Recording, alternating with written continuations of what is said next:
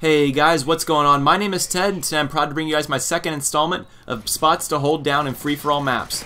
I'm going to actually change the name of the series to a MOAB strategy guide. I think it's a lot easier, and without further ado, let's get into a few tips that you can use on Dome. Dome is the single smallest map in Modern Warfare 3, and being such a very obvious tip would be to always use a submachine gun. If you use an assault rifle or a light machine gun or a sniper rifle, you're just simply not going to have enough mobility. You're not going to be able to aim down sights fast enough, stop sprinting fast enough, sprint fast enough to begin with. You have to use a submachine gun if you're trying to get a MOAB. The main thing about MOABs is that you have to have every single advantage in the game, and if you're really trying hard to get your first MOAB, say you've never gotten one before, you want to make sure that you have the best gun in the game. As far as submachine guns go, I highly suggest the PP90 or the MP7 submachine gun. The PP90 shoots at the fastest fire rate of any other gun in the game, making it really quick to kill. However, the PP90 also has pretty bad recoil and not as high as damage as the MP7. The MP7 has a little bit lower of a fire rate, meaning that it's going to take a little bit longer to kill people. However, the iron sights are really nice on this gun. It also has a larger magazine size, very low recoil, and overall it's a very nice, manageable gun that almost anyone can use effectively. The MP7 is my personal favorite choice of submachine gun on this map, and I also like to use the portable radar. The portable radar you see I'll put in this one corner coming up here, right there. The reason I put it right there in particular is because you'll look at its spread. When the portable radar is thrown down, it'll spread to cover 2 or 3 main spawns in this building, and these are the 3 main spawns you're going to be watching. You notice that one corner right in the back over there that I killed someone at was one of the main spawns. I repositioned my portable radar just a little bit to make sure that I do get all the spawns in this thing. See, I'm expecting people to spawn in that room to my left up there, so I wanted to make sure I aim down sight. I don't have a radar right now, so I was playing it a little bit defensive, and once that goes away, or once I earn Assassin Pro, I'll be right back on my way. Dome also has, like I said, these 3 main spawns, there being one of them. That guy was calling in a Predator missile, which is why I was able to kill him, and that's actually a perfect example of where that spawn is. Also, in the 2 corners, the 2 front corners of that room that I was just in, where I got my specialist bonus, there is 2 spawns right there as well. So you want to make sure that you can manage the spawns as well.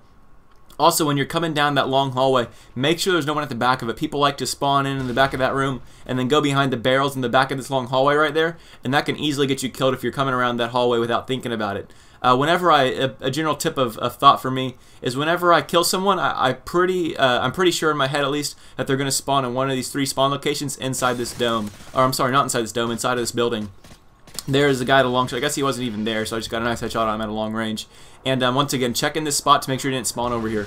That's the majority of the spawns as far as the ones that I watch. Here I get a little bit off because I was following a guy. That's one of the main things I actually suggest not to do. It's really bad to follow people in this map. Also, one thing I'll really make clear is never really leave this area. The problem with the rest of the map is that there's so many spawns around the other sides of the map that it's really easy to get shot in the back, and with the bullshit spawns in Modern Warfare 3, I'm sure we've all had a time where we kill someone and then for whatever reason they spawn 2 feet behind your ass and then shoot you in the back. It's the most frustrating thing in the game, and I want to make sure that doesn't happen to any of you guys, and that's so frustrating, especially if you're getting really close to a MOAB. I've been there with every one of you guys. I know how it feels to, die 2 off a MOAB or 1 off a MOAB, and it's really frustrating. So you want to make sure that you're always in an advantage. I stress that a lot of my videos. Always stay in an advantage, and you're going to see here when I'm holding down this area, I'm comfortable. I know my surroundings. I know where the spawns are going to be at, and most importantly, I know where the enemies are going to be at. And with that, you can easily take out guys one by one. That's another thing I like about free-for-all is that it's a lot less variable. If you go inside a public match with teams, there's sometimes where you'll know where everyone is, but they might, come in a group of 4, and there's just nothing you can do about that. No one can take out, 4 enemies at once unless their backs are turned to you, or unless you get really lucky. In free-for-all, it's really easy to manage the spawns and to take on 1 guy at a time. Once you get that special spawn, you have such a big advantage over everyone else that the odds are really in your favor to win every single gunfight you put yourself into. As far as a MOAB goes, the only problem with MOABs in free-for-all is that if you do die once or twice, once you get that 6 kills, you can no longer get that MOAB because it takes 24 kills to get a MOAB. So if you go ahead and get 6 kills and die, unfortunately it's no longer possible to get that MOAB. I have died twice in this gameplay, which is pretty lucky that I actually got a MOAB after it, but I'm pretty sure, if I remember correctly, that I did only have 1 kill left in the game when I call my MOAB. I also like this series a lot because I do get a lot of MOABs, and I like to get the MOABs with the easy guns. Like, I consider the MP7 a very easy gun to get a MOAB with. And I was wondering before, what do I do with these gameplays? And until I had this idea, throw up a map guide for every single map. So if you're new to my channel, make sure to subscribe. I am going to post a gun guide or a MOAB guide for every single map in this game.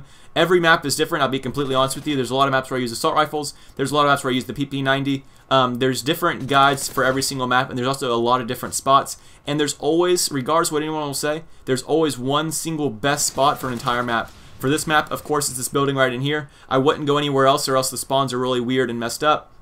So this is the single best spot for this entire map, and that's why I want to bring in this series. I want to bring you guys the best spots. I want to turn you guys, the select few of you out there, into the best gamers there on Call of Duty, or at least give you the information to become one. Here I'm only 1 kill away when I call him up, so I actually wanted to lay prone here so I didn't have to get another kill or die again. That's one of the worst feelings when you can't kill someone. You have to just watch there and painfully die. I hope you guys enjoyed this gameplay. As always, make sure to like the video if you did. Subscribe for more content posted every single day on a very regular basis, and I'll catch you guys later. Bye.